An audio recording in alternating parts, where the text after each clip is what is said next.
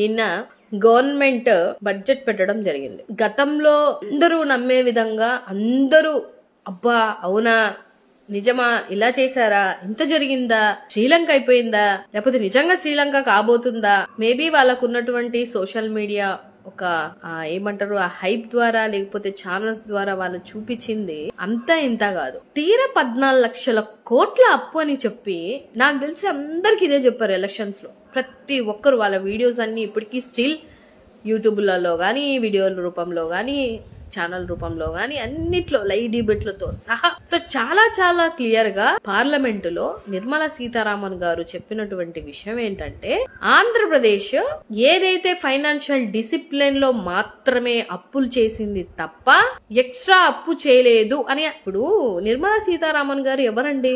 ఆవిడ ఒక ఫైనాన్స్ కి సంబంధించినటువంటి మినిస్టర్ అయినప్పుడు ఆవిడే కదా చూడాలి ఏం చేసినా ఎంత అప్పు ఇచ్చారు ఎంత అప్పు పోయింది ఆర్బీఐ ఎంత ఇచ్చింది లేకపోతే వరల్డ్ బ్యాంక్ ఎంత తెచ్చుకున్నాము లేకపోతే బడ్జెట్ పార్లమెంట్ లో ఏమేం పడుతున్నాము ఎవ్రీథింగ్ చెప్పాల్సింది ఆవిడే.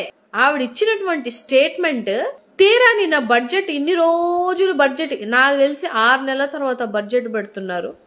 ఇన్ని రోజులు దాన్ని సాగదీసి నిన్న అనౌన్స్ చేశారు. ఎంత పెట్టారు అందులో? యాక్చువల్ గా 4 lakhs crores. మీరు చెప్పిన 14 లక్షలు ఎట్టపోయినాయి. డివిడెంట్ లో ఉన్నటువంటి ఇంకొక లక్ష చేంజ్ ఏదో చూస్తే 6 లక్షల చిల్లర కోట్లు మాత్రమే అప్పు ఉంది. ఇది మనం తెలియక చెప్పినోళ్ళు కూడా చెప్పిన అర్థం కాక అప్పు అయిపోయింది శ్రీలంక అయిపోయింది. శ్రీలంక ఎక్కడైంది? ఎప్పుడైంది శ్రీలంక? మీకు శ్రీలంక అవ్వాలంటే కరోనా తర్వాత పెద్ద పెద్ద కంట్రీలో గాల్లో కొట్టుకొని పోయాయి. అలాంటిది కరోనా టైంలో కూడా ఏ పథకం ఆపకుండా పైపెచ్చు రాష్ట్రంలో మనం చచ్చిపోతున్నాము ఇట్లా అయిపోతుందన్నా కూడా ఫస్ట్ ఇంజెక్షన్స్ గానీ లేకపోతే ఆ రెమెడీస్ గానీ అన్ని తీసుకొని వచ్చింది మన ఆంధ్ర రాష్ట్రంలోనే కదా ఫస్ట్. ఇవన్నీ మర్చిపోయారు. ఎలా పడితే అలాగా ఏది చెప్తే అది వాళ్ళేది చెప్తే వీళ్ళేది చెప్తే ఇవాళ బడ్జెట్ లో క్లియర్ గా అర్థమవుతుంది ఏంటి. ఇప్పుడు ఏమంటారు? అప్పు శ్రీలంక చేసినట్ట చేయలేనట్ట అది కూడా క్లారిటీ ఇవ్వాలి కదా.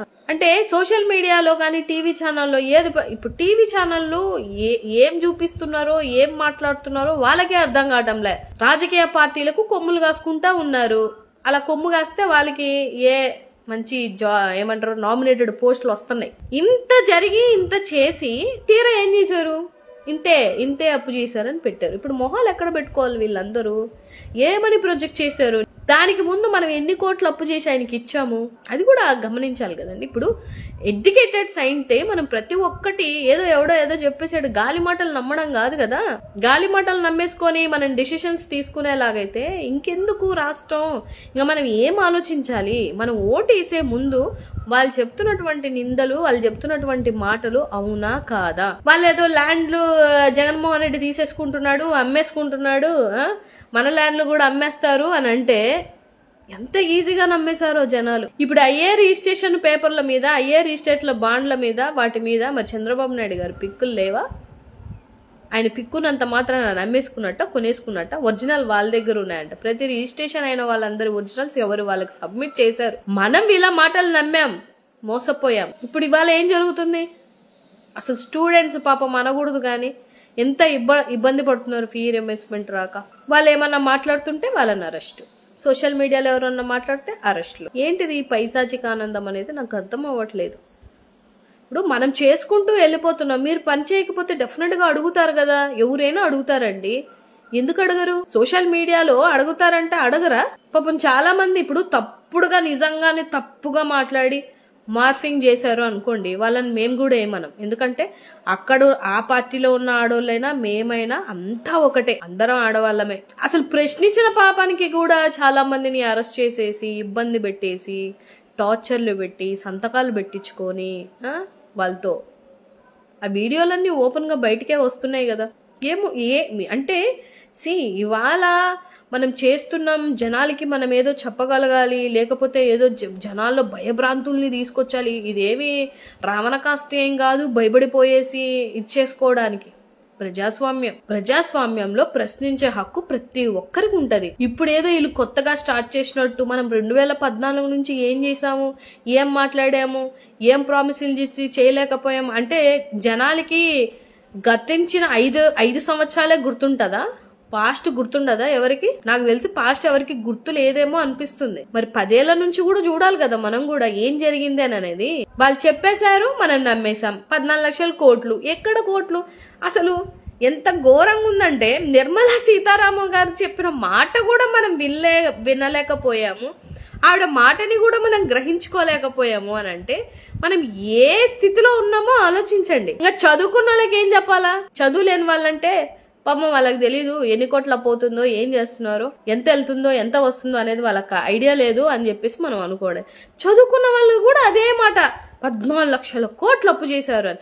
ఒకరు 14 అని, ఒకరు 10 అని, ఒకరు 11 అని, ఒకరు 9 అని. ఏది మరి మీరు ఇవన్నీ పెట్టారు కదా, అన్ని ఎన్ని కోట్లు పెట్టారు మీరు? ఎక్కడ నాకైతే కనిపించలేదే. నేను చూసాను బడ్జెట్ మొత్తం. 14 లక్షల కోట్ల అప్పు అనేది ఎక్కడ కనిపించలేదే. మనం రాజకీయం చేయొచ్చు. రాజకీయం అంటేనే కుళ్ళు కుతంతాలతో కలిపినటువంటి ఒక ఏమంటారు దాన్ని వర్ణించడానికి కూడా వీలు లేనటువంటి పరిస్థితులు ఇవాళ ఉన్నాయి. కానీ దాంట్లో కూడా కొన్ని ఎథికల్ గా రాజకీయాలు చేయొచ్చు. మరి టూ మచ్ గా వెళ్ళిపోయి కక్ష సాధింపుల్లో భాగంగా ఆడవాళ్ళని పోలీస్ స్టేషన్లకు 5 రోజుల నుంచి తిప్పుకుంటూ మరి ఈ లెక్కనైతే పాపం జగన్మోహన్ రెడ్డి గారు చేయలేకపోయారేమో అనిపిస్తుంది నాకు. గత సంవత్సరంలో, గత 5 ఏళ్లలో ఆయన చేయలేకపోయారేమో. ఈ కక్ష సాధింపులు అనేది ఆయన చేయలేకపోయారేమో. సోషల్ మీడియాలో ఎంత మందిని, ఎన్ని మాటలు, నన్నే ఎంతమంది, నేను ఏ రోజు ఒక బూతు మాట మాట్లాడను, ఏమన్ను, ఒక బ్యాడ్ స్టేట్మెంట్ కూడా పెట్టను. మహా అయితే మీరు ఇచ్చిన మాటలను బట్టి, మీరు ఇచ్చిన స్టేట్మెంట్లు బట్టి దాన్ని జనాలకి వివరించేలాగా, అర్థమయ్యేలాగా నేను చెప్తాను.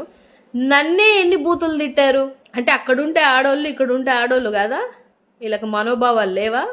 వీళ్ళు బాధపడరా? ఓ పెద్ద మనిషి అంటాడు, ప్రతి ఒక్క ఆడబిడ్డని ఏడ కాపాడుతాం, మీకు కూడా సమాజ స్పృహ ఉండాలి అంటే మరి గత ప్రభుత్వంలో సమాజ స్పృహ లేదా? అప్పుడు ఆ పాయింట్ గుర్తు రాలేదా? అంటే మీరు గవర్నమెంట్ లోకి రాగానే గవర్నమెంట్ ఏం తప్పు కాదు, సమాజానికి కూడా స్పృహ ఉండాలి. ఎట్టా సార్ మాట్లాడతారు అంటే మన మాటల్ని మనమే బీట్ చేసుకొని ఇంకొకరు చెప్పే విధంగా కాకుండా మాట్లాడుతున్నారు అని అంటే ఏం చెప్పాలి? అంటే మీరు ఆడబిడ్డల్ని ఆడబిడ్డకి అరక్షణం, అర నిమిషం, అర సెకను ఏదన్నా అన్యాయం జరిగితే వెంటనే నేను రియాక్ట్ అవుతాను, వెంటనే నేను మాట్లాడతాను అంటే 100 మంది బాధితులయ్యారు మీ 150 రోజులలో కంపేర్ చేస్తే. ఏం చేశారు మరి? పలానా కేసుని మేము డీల్ చేశాము, పలానా కేసులు ఎంత జరిగింది అనేది ఏమన్నా చెప్పగలిగారా?